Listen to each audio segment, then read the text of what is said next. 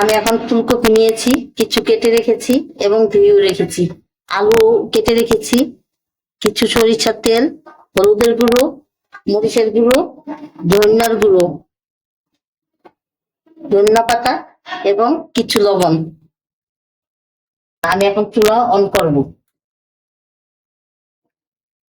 কিছু কড়াইটা গরম হয়ে আসলে আমি কিছু পরিমাণ তেল দিয়ে দিব। এখন আমি আগে থেকে আলু কেটে রেখেছি, আলুগুলো দিয়ে দিব। আলুগুলো ভেজে নিব।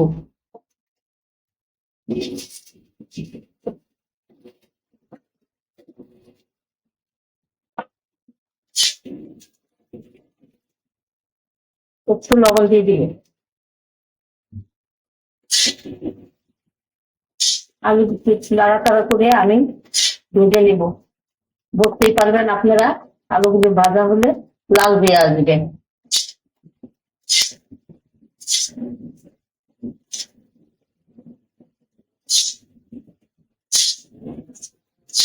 দেখতে পাচ্ছেন আলুগুলো লাল হয়ে গেছে আমার। এখন আলুগুলো ভাজা হয়ে গেছে, এখন আমি এগুলি নামিয়ে নিব।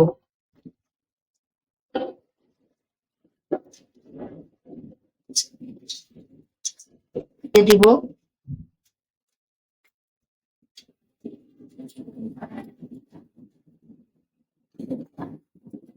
আগের থেকে আমি কপিগুলো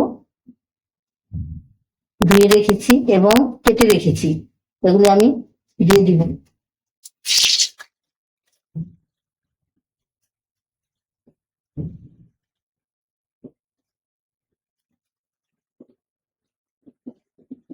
আপনাদের স্বাদ মতন লবণ দিয়ে দিবেন। আমি আমার স্বাদ মতন লবণ দিয়ে দিলাম।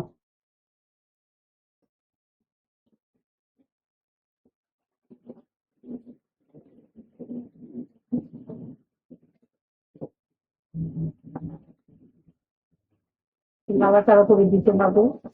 বুঝতেই পারবেন ভাজা হয়ে গেলে কপিগুলো একটু লাল লাল হয়ে আসবে।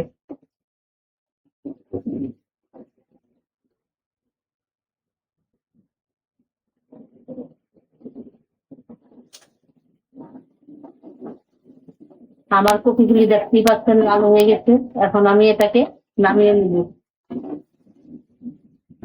এটাকে আমি নামিয়ে নিব। এখন আমি তেল দিয়ে দিব।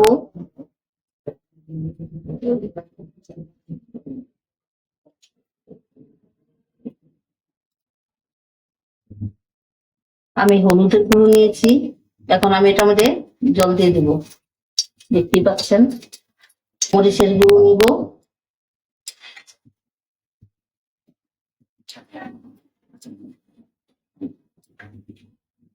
মরিচের গুঁড়ো নিব আর নিব ধনের গুঁড়ো।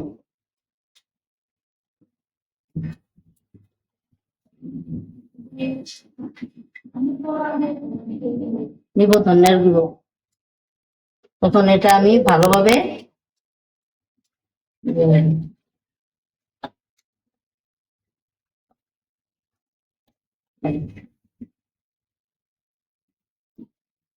আমি কিছু জিরা দিয়ে দিব।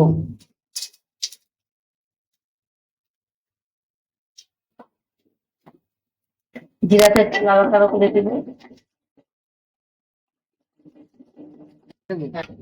হ্যাঁ, আমি এখন আবার জিরার গুঁড়ো দিয়ে দিব। দিয়ে একটু নাড়াচাড়া করে গুলিয়ে নিব। এখন আমি আমার জিরাটা হয়ে গেছে, এখন আমি মশলাটা দিয়ে দিব।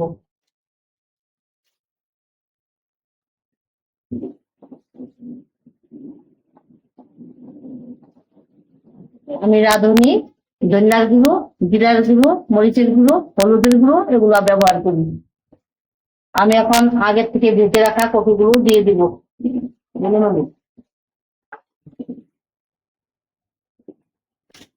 ভেজে রাখা আলুগুলো দিয়ে দিব।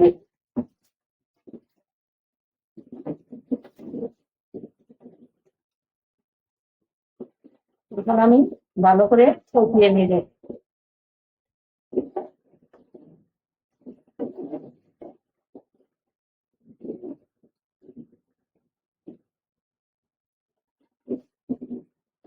আমি ভালোভাবে কপিগুলা আলুগুলি কষিয়ে নিব। এখন আমি তার মধ্যে জল অ্যাড করে দিব। আমি জল অ্যাড করে দিব।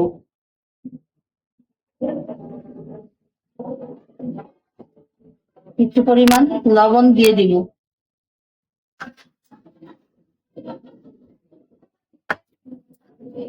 একটু নাড়াচাড়া করে দিব।